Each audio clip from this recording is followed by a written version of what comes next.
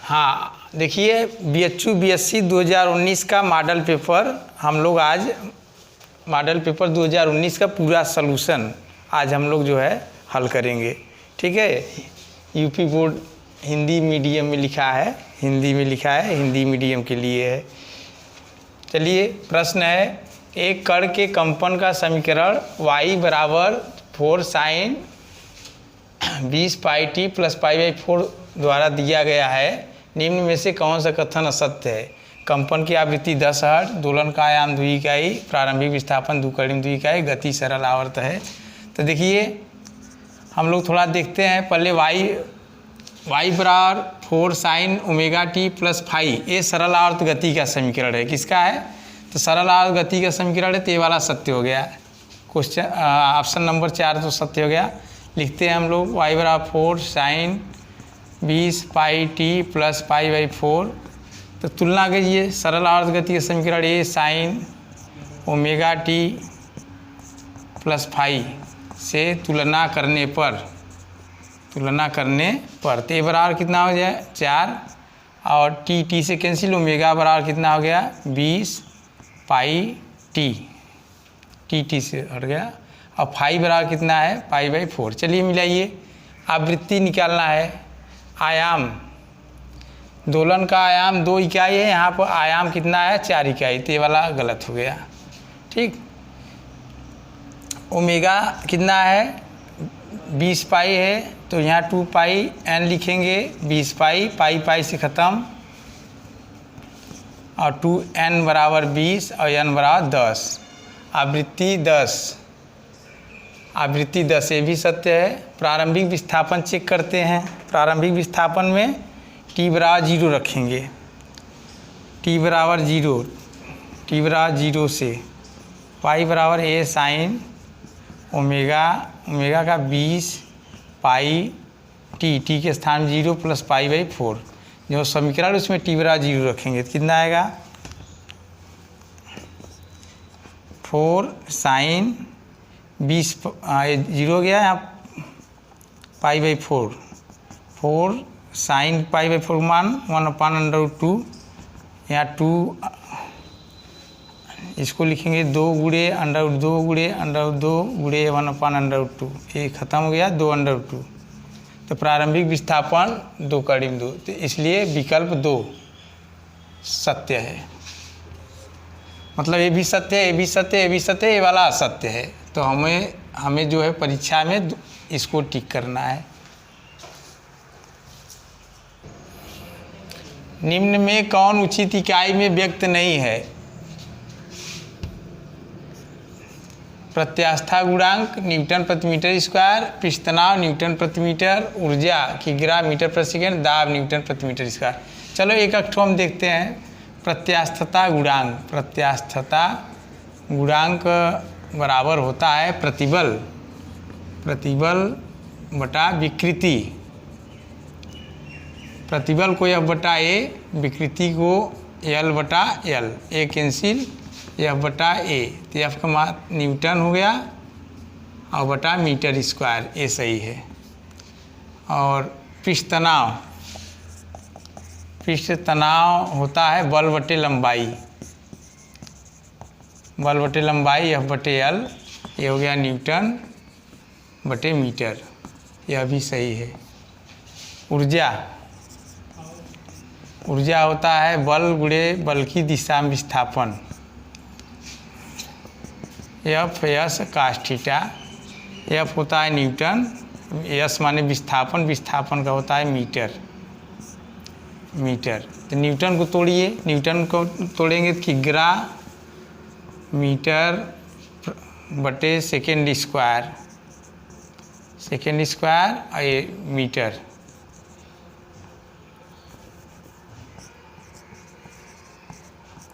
तो हो जाएगा किग्रा मीटर स्क्वायर प्रति सेकेंड स्क्वायर। तो हम लोग देखते हैं, मैच कराते हैं। ऊर्जा किग्रा मीटर प्रति सेकेंड, किग्रा मीटर स्क्वायर प्रति सेकेंड स्क्वायर होना चाहिए, तो ये वाला गलत है। दाब का देखते हैं। दाब बराबर होता है बल बटा क्षेत्रफल। बल को दाब का होता है बल बट्टा क्षेत्रफल, बल हो गया न्यूटन बटे मीटर स्क्वायर, ते भी सही है।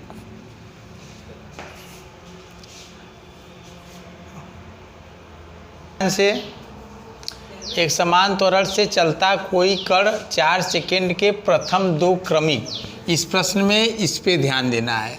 समयांतराल में 24 मीटर और 64 मीटर चलता है। कण का प्रारंभिक वेग, प्रथम 2 क्रमिक का मतलब कि 4 सेकेंड फिर आगे का 4 सेकेंड, माने पहला 4 सेकेंड में 25 जा रहा है, 24 जा रहा है, फिर आगे का 4 सेकेंड में फिर जा रहा है 64 जा रहा है। ठीक, मान लीजिए प्रारंभिक वेग u है। ठीक है, तो हम लोग प्रथम कंडीशन लेते हैं, s बराबर u T plus half A T square. तो यहाँ पर लिखेंगे 24 बराबर u टी के स्थान पे 4 प्लस 1/2, ए के स्थान पे 4, ए के स्थान पे टी के स्थान पे 4 स्क्वायर। 24 बराबर 4u प्लस 1/2, 4 × 16 2 भाग 8 है समीकरण नंबर 1।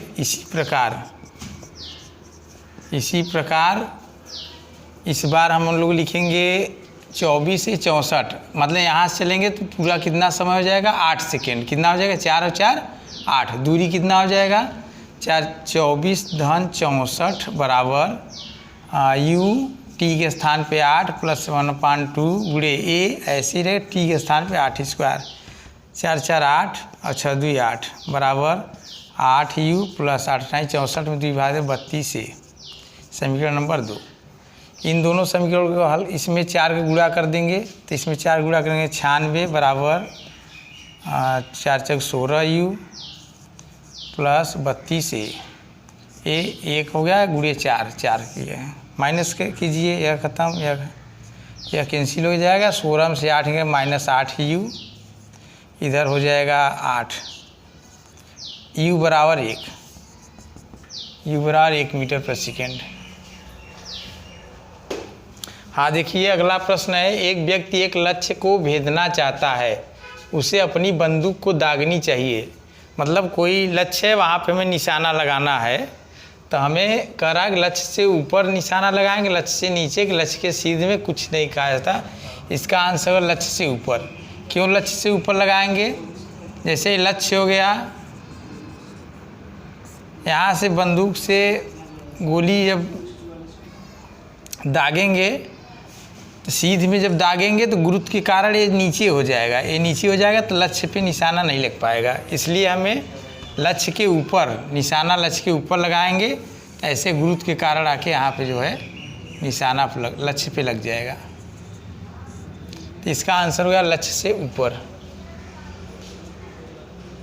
अगला प्रश्न है, ध्यान से देखिए, एक नत समतल क्षैतिज से 30 अंश का कोण बनाता है। नत समतल का मतलब ये समतल हो गया, इससे जो है 30 अंश के कोण पर बनाने वाला समतल, 30 अंश का कोण बनाने वाला समतल।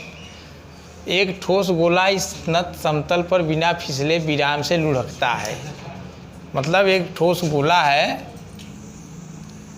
ये बिना फिसले जो है इस पे लुढ़कता है। ठीक, ऐसे नीचे आ रहा है, तो इसका रेखीय त्वरण है। अब ध्यान से देखिए, यहाँ पे एक गोला, तो एक ठोस गोला है, नत समतल पे क्या है, बिना फिसले लुढ़कता है। तो ये क्या कर रहा है, रेखी दूरी भी कर रहा है, मतलब रेखी गति भी कर रहा है, घूर्णन गति भी कर रहा है। तो हम इसका समीकरण 2 ठो बनाएंगे, एक रेखी गति वाला समीकरण बनाएंगे, एक घूर्णन गति वाला समीकरण बनाएंगे। रेखी गति वाला समीकरण क्या है, बिना फिसले रुकता है तो इधर घर्षण बल काम करेगा। ठीक है, इसका भार mg सीध में काम करेगा, और यहाँ 30 अंश है, ये क्षैतिज से 30 अंश का कोण पे समतल है, तो यहाँ भी कितना होगा 30 अंश। ये क्षैतिज हो गया, ये क्षैतिज ये वाला हो गया, ये भी कितना हो गया 30 अंश हो गया। ठीक, ये 30 अंश हो गया। अच्छा, इसका भार mg नीचे की तरफ काम कर रहा है, इसका अभिलंबवत प्रतिक्रिया निकालते हैं r, ये r हो गया। ठीक, तो mg का r के घटक में कितना होगा, पहले ये वाला यहाँ कोण निकालते हैं। यहाँ 30 अंश हो गया, ध्यान से देखिए, ए क्षैतिज है, ए नत्तल है, 30 अंश। ए क्षैतिज है, ए नत्तल है, 30 अंश। ठीक है, अब यहाँ और यहाँ मतलब कि नत्तल और आर के बीच 90 अंश का कोण। तो यहाँ भी नत्तल है, ये नत्तल है, ये आर है, तो यह भी क्या हो गया 90 अंश। तो ये कितना बनेगा 60 अंश। ये पूरा 90, ये क्षैतिज है, यहाँ भी क्षैतिज है, और ये ऊर्ध्वाधर है। ये क्या है, ऊर्ध्वाधर, ऊर्ध्वाधर।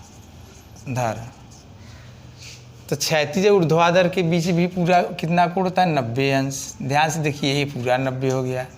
तो यहाँ से यहाँ 60 है, तो कितना आ गया 60। इतना बात जानना है, मतलब कि जो यहाँ, एक मिनट, 30, तो यहाँ पर 30 है और यहाँ से यहाँ 90 है, तो 60 हो गया। ठीक है, अब यहाँ से यहाँ तक 90, ऊर्ध्वाधर और क्षैतिज पूरा 90, तो 60 है, तो कितना हो जाएगा 30। तो इस पर जाएगा तो mg काश 30 अंश, ये हो गया। mg जब इस पर mg का जब प्रक्षेप इस पर निकालेंगे तो mg काश 30 अंश हो गया, और mg का जब इस पर प्रक्षेप निकालेंगे तो mg साइन 30 अंश हो जाएगा। चलिए हम समीकरण बनाते हैं मिला जुला के। यह मैं कहना चाहता था, यहाँ 30 अंश है, तो यहाँ कितना कोण बनेगा 30, बस। इसका इस पे घटक mg काश थीटा, इसका इस पे घटक mg साइन थीटा। अब ये जो है नीचे की ओर गतिमान है, तो नीचे की ओर गतिमान है तो यह अधिक हो गया, यह क्या हो गया कम। जिधर ज़्यादा बल लगेगा उधर की तरफ गति होगा। बल mg साइन 30 की तरफ हो रहा है, तो यह अधिक हो गया, यह वाला कम। तो परिणामी बल निकालिए।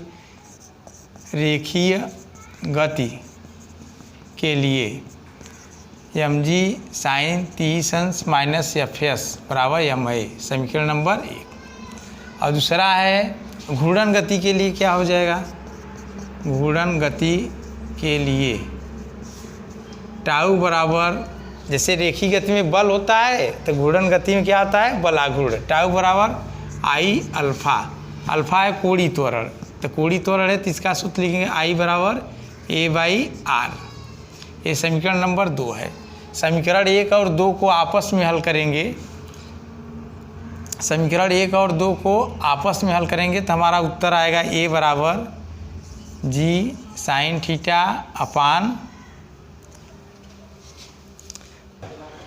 हाँ तो a बराबर g sine theta upon 1 + i upon mr square आएगा। समीकरण 1 और 2 को हल करने पर ऐसे यहाँ पे एक बात और देना है, आप टाउ बराबर लेना है fr, क्या लेना है fr, टाउ बराबर fr लेना है sr। ठीक, तो हमारा आ जाएगा a बराबर g साइन थीटा बटे 1 + i बटे mr स्क्वायर। यहाँ थीटा की जगह हम 30 लिखें, आप भी 30 लिख सकते हैं। जब थीटा की जगह 30 लिखेंगे, अब देखो हमारा आंसर कैसे आएगा, a बराबर g साइन 30 अंश i1, ऐसे ही आई गोला है, गोले का जड़त्व आघूर्ण होता है 2/5 mr स्क्वायर, नीचे mr स्क्वायर कैंसिल हो जाएगा, पूरा आ जाएगा a बराबर, हाँ तो इन सबको हल करेंगे तो a बराबर 5g/14 आएगा। तो कौन सा ऑप्शन है हमारा, ये चौथा। फिर से एक चक्कर समझ लीजिए, यह गोला लुढ़कते हुए नीचे आ रहा है, तो इसमें 2 प्रकार की गति हो रही है।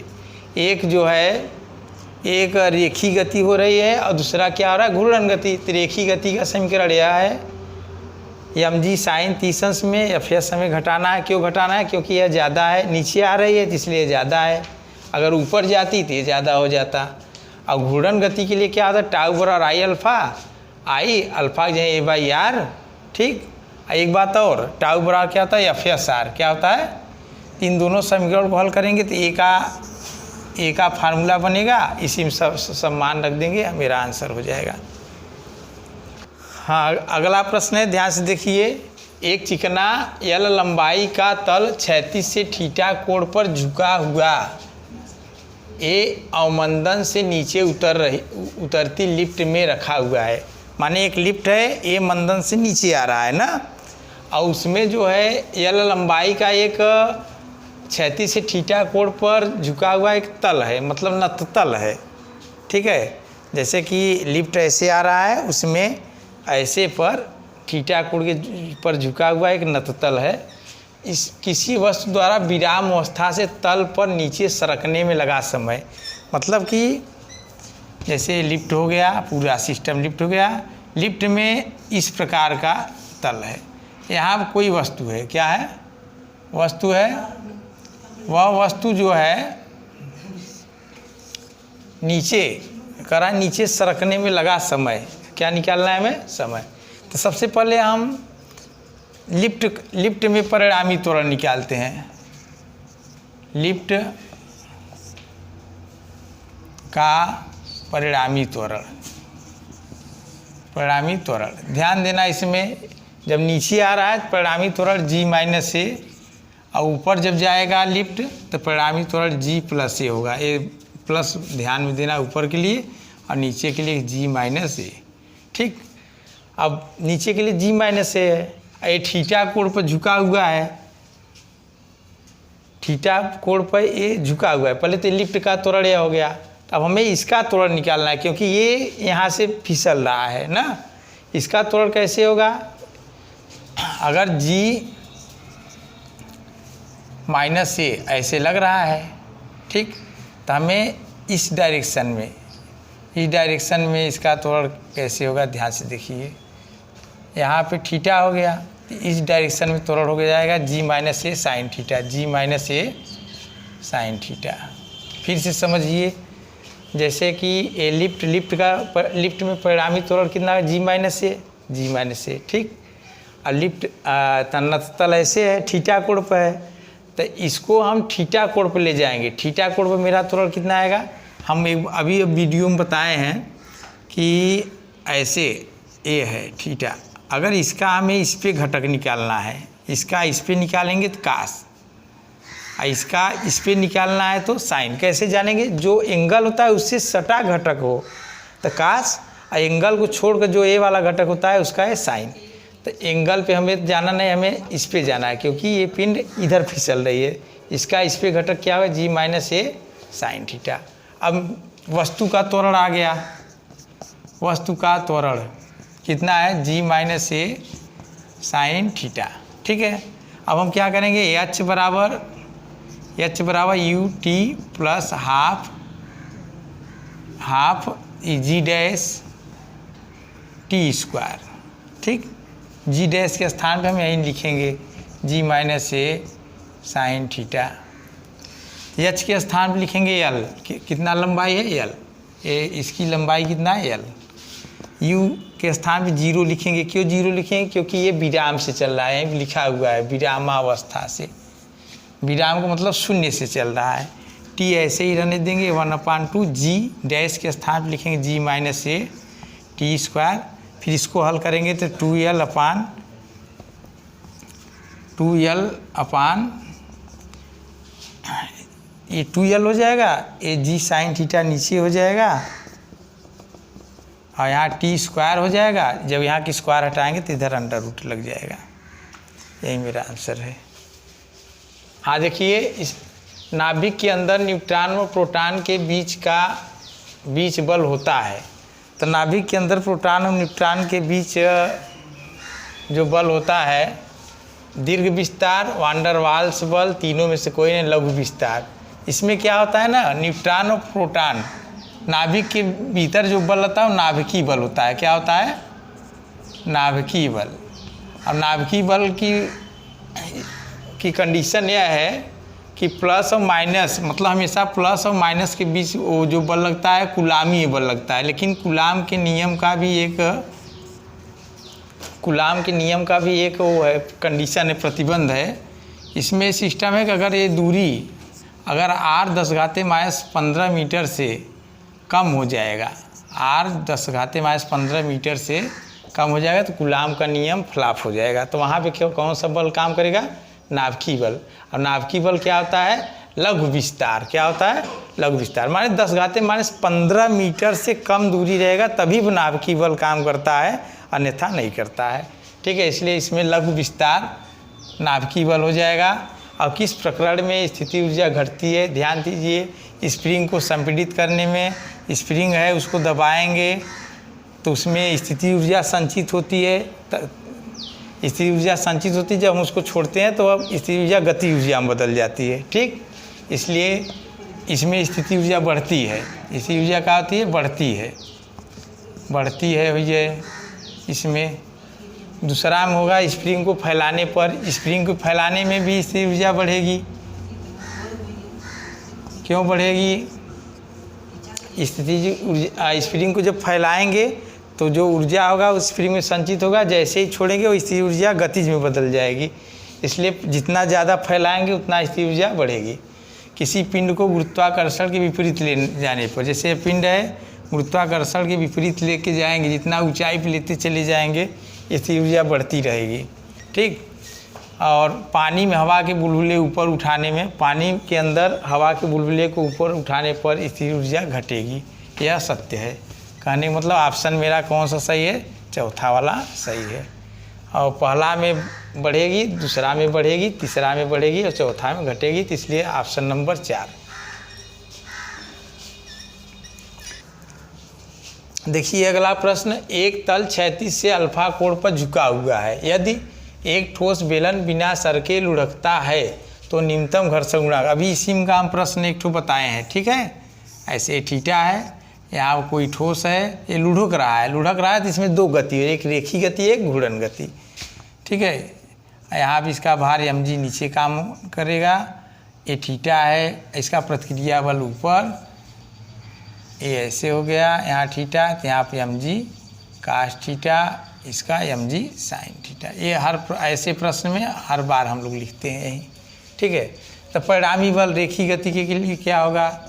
रेखीय गति के लिए होगा मेरा mg, अच्छा घर्षण बल इस साइड काम करेगा, Fs, mg sine theta minus Fs बराबर ma। ठीक, Fs की जगह पर लिख सकते हैं हम लोग mg साइन थीटा बराबर Fs के स्थान लिख सकते हैं mu R, mu S R बराबर ma। फिर r के स्थान पे हम लोग क्या लिख सकते हैं? mg sine theta minus mu S, R के स्थान लिखेंगे mg कास थीटा, आर बराबर mg कास थीटा बराबर ma। अभी हम लोग a का मान निकाले थे, बराबर क्या था? g sine theta upon 1 plus I upon m r square. A के स्थान पे सब मान रखेंगे हम लोग, पहले तो m सब में कैंसिल।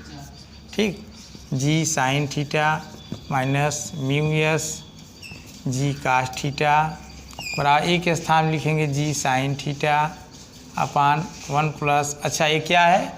एक तरफ से ठोस बेलन का जड़त्व गुण कितना होता है?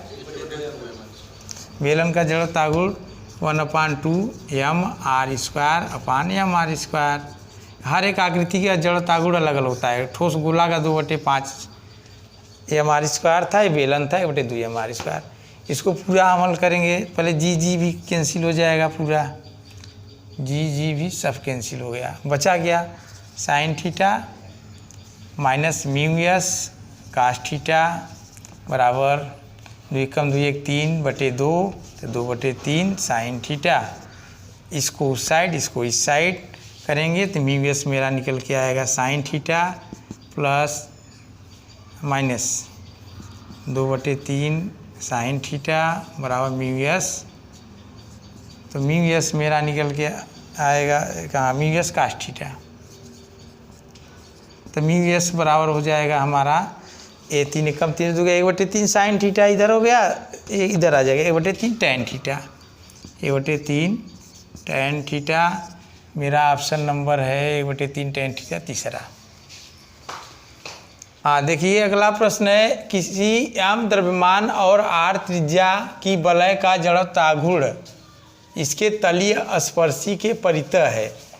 परितः है, ये क्या हो गया? वलय हो गया मेरा, और यहाँ से पूछा है इसके परितः जड़ता आघूर्ण निकालना है। तो हम लोग क्या करेंगे, सबसे पहले ये व्यास के परितः जड़ता आघूर्ण निकालते हैं। व्यास के परितः कितना होता है, m/2/2 व्यास के परितः होता है।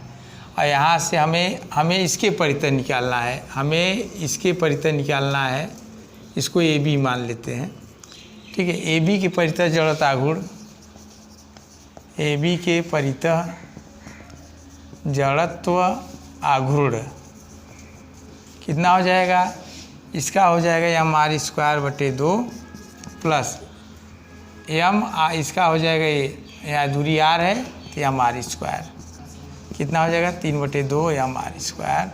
ऑप्शन नंबर हो जाएगा मेरा ए 4। हाँ देखिए, पृथ्वी को गोलाकार मानकर भूमध्य रेखा से ध्रुवों की ओर जाने पर जी का मान, पृथ्वी को गोलाकार मानेंगे ऐसे, ठीक। तो हो जाएगा ये त्रिज्या यहाँ पर भूमध्य रेखा, यहाँ आर, ये ध्रुव है। ध्रुवों त्रिज्या क्या होती है, घट जाती है। ध्रुवों त्रिज्या क्या होती है, घट जाती है। ये गोलाकार है तो यहाँ पर जी डैश बराबर होता है, जी बराबर होता है GM/r²। जी बराबर क्या होता है, GMI/r², ठीक। तो GMI/r², इसका मतलब कि जब त्रिज्या जहाँ अधिक होगी वहाँ पे जी का मान कम होगा। तो त्रिज्या यहाँ पर सबसे ज़्यादा है, ये है, तो यहाँ पे जी का मान सबसे कम होगा। ध्रुवों पर जब जाएंगे, ये ध्रुव है, क्या है, ध्रुव, वह उत्तरी ध्रुव है।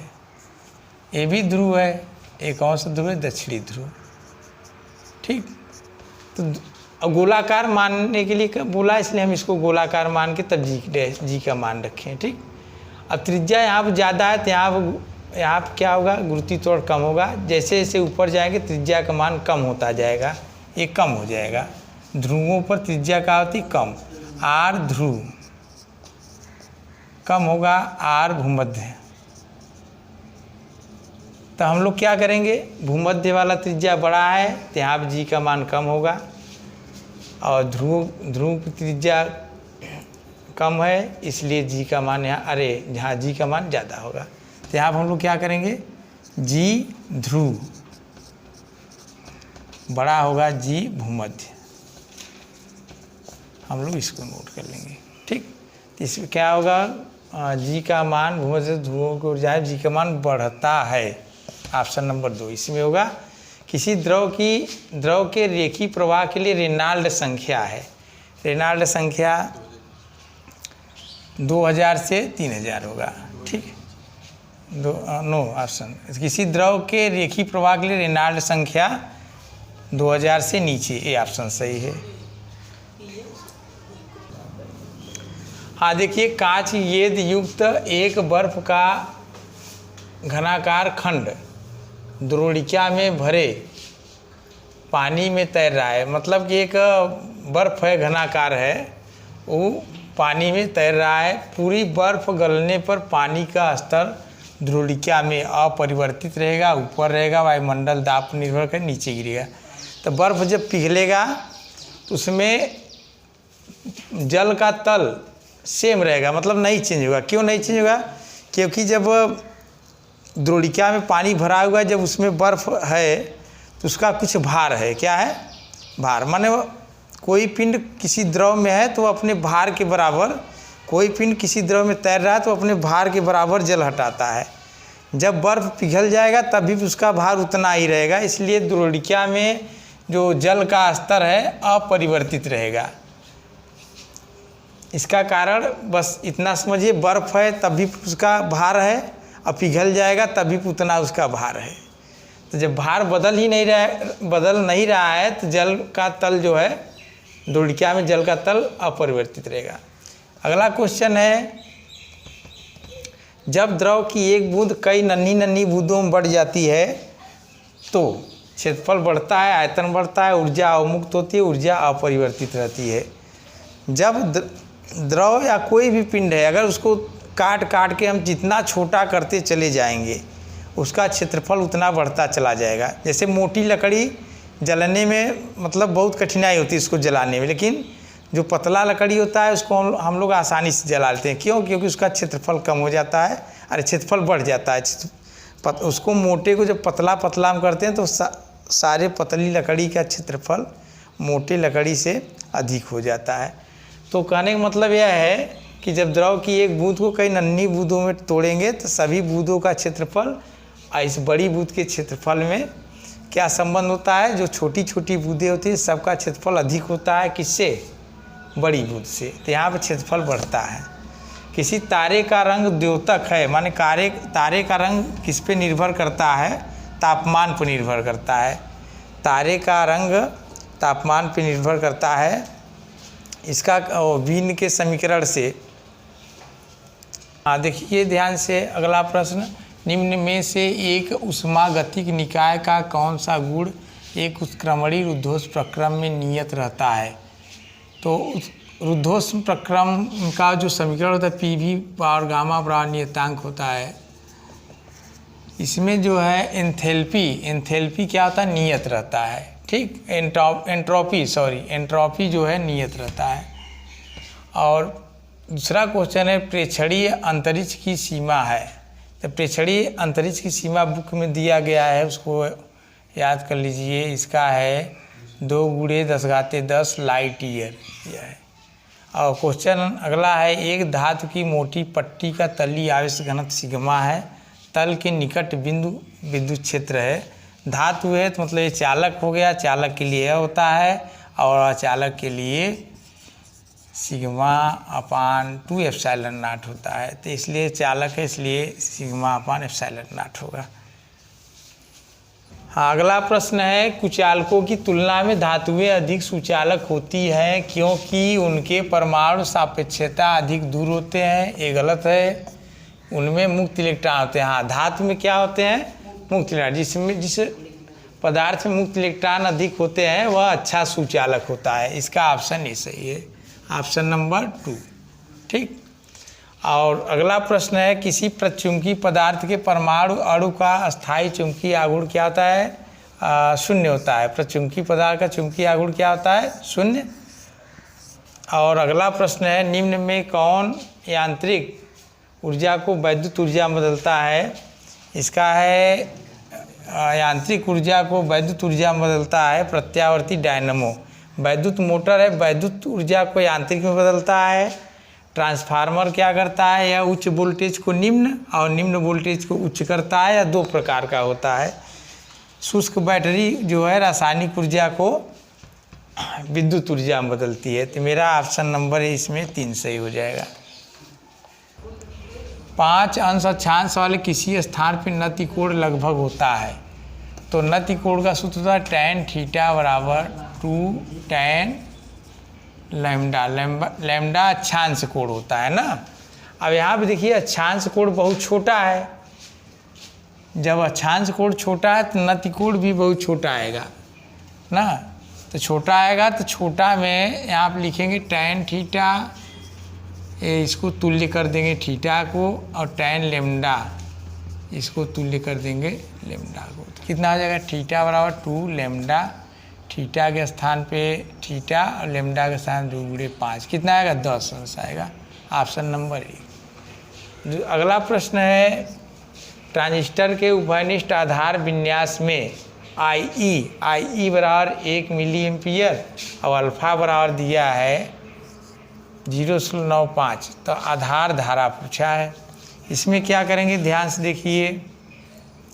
अल्फा बराबर होता है IC/IE। क्या होता है? IC/IE। अल्फा बराबर IC/IE। ठीक, ये समीकरण नंबर 1 होता है। क्या होता है? 1। और बीटा बराबर होता है IC/IB।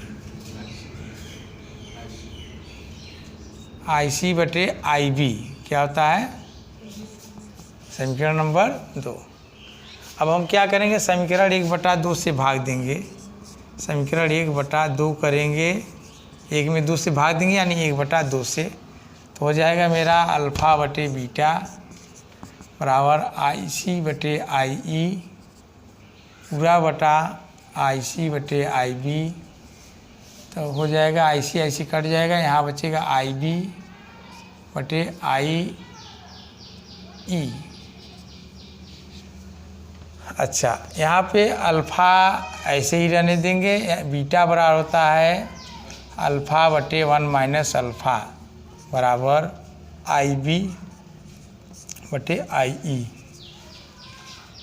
अल्फ़ा अल्फ़ा कैंसिल हो जाएगा, 1 माइनस अल्फ़ा ये ऊपर चला जाएगा, IB बटे IE।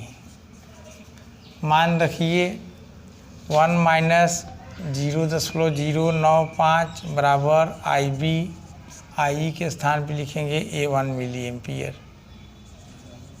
अब क्या होगा, इसका गुणा कर दिए 0.05 गुणे 1 बराबर IB, तो मेरा ऑप्शन हो जाएगा 0.05 मिली एम्पियर, ऑप्शन नंबर 2।